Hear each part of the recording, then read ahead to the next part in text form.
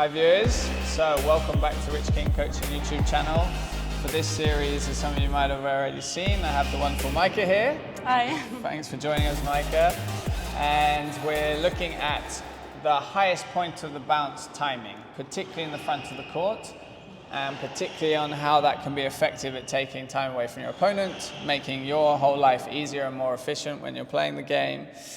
And it's just a really good focus point as well to keep you present with your shot and the moment, which for today's shot, we're going to be practicing the drop shot. Mm-hmm. Now the drop shot can sometimes be thought of in too much of a fearful way, or people try to make it too complicated. So what we're going to try and do is simplify your whole process with preparation, with footwork, and get you catching the highest point of the bounce of the ball as often as possible so that you can have a consistent straight drop shot that you can always rely on in matches. There's nothing worse, I know, viewers, than, oh, this is the moment I've got to hit the straight drop shot, but if I don't hit it well, the guy or girl is going to run in, they're going to whack it past me, you know? So we're going to give you something stable, something structured and simple that is something you can go to all the time in a game, all right? Let's start with you on the tee. We're going to do your backhand first. You told me that's an area you want to practice. Yeah, definitely. So I'm going to be standing on this area, and I'm going to do my laces up for health and safety reasons, you know. Now, Meike, I'm going to feed the ball into the front of the court here. Okay. Take your natural movement from the tee and try and arrive and play the straight drop at the top of the bounce. We have a target here, just a yellow strip. The focus is the timing point, but you still have to know where your outcome is. So sometimes people play the ball into the front wall and go for the nick. That's very positive, but it's not always going to be the thing you want to rely on consistently, because if you don't catch that nick, it's going to hit the side wall and come back out into the middle. So we're going to go for getting you to hit the ball onto the front wall at a bit of an angle here, where it then fades in towards the side wall. Okay. Because even if it's not super low, which you don't want to take too much risk, you're putting it really tight, because you have to consider that playing the ball to the front of the court doesn't only have to be a winner, it also creates pressure, just like hitting drives at the back. So let's make this situation more secure for you by, if you want to, aim a little bit higher on the front wall and focus more on the width and how much it sticks to the wall. This is the target for the first bounce here, but if you get it in front, great, it's not like it's bad, okay? Yeah. It's actually a lot better. Okay. All right, so with this in mind, I'm going to play some nice feeds into the front of the court, and let's see if you can arrive at the highest point of the bounce, and then I'll give you some tips as you go. Okay.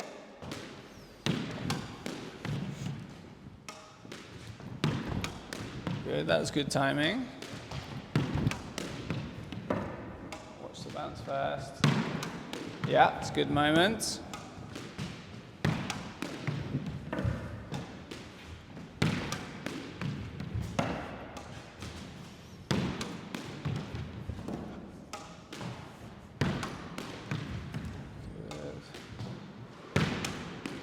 Oh, shot.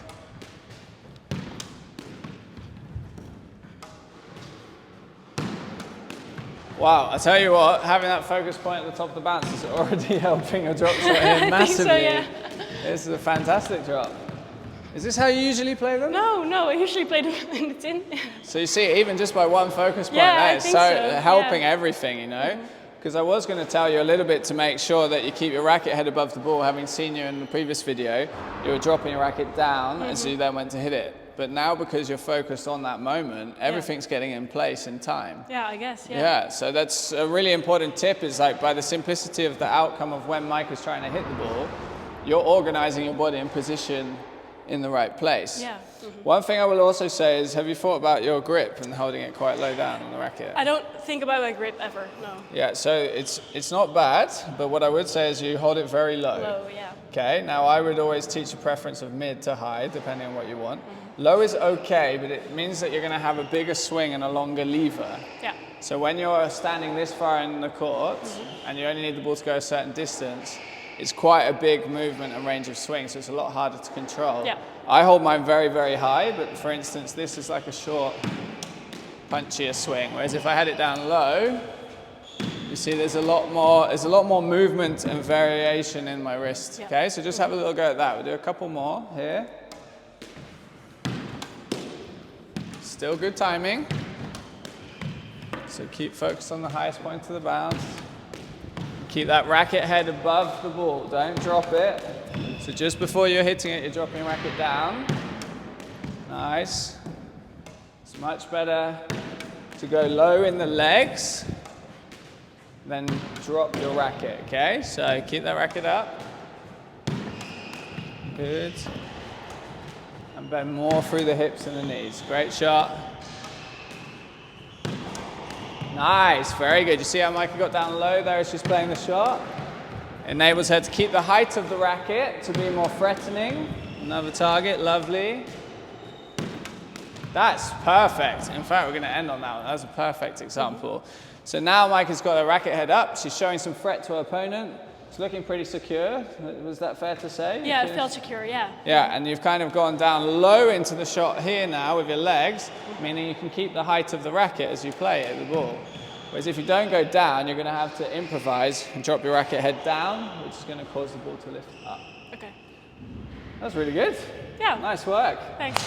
But yeah, don't basically end up thinking that something so simple in concept of just the timing of when you hit the ball is going to be ineffective, you know? You see there, we talked about the highest point of the bounce the ball, and then your body's like, okay, how do I get to that moment? Right, I've got to get my racket up, I've got to do all of these things, but it's a bit more of a subconscious thing. You know? I don't really think about it when I'm walking towards the ball. Yeah. It just feels natural. Yeah, great. Good. Well, there you go. A few freebies, and you helped us out and the viewers back home. Thanks very much, Meike, and good luck to everybody and the viewers back home at working on your straight drop shots and timing. See you soon.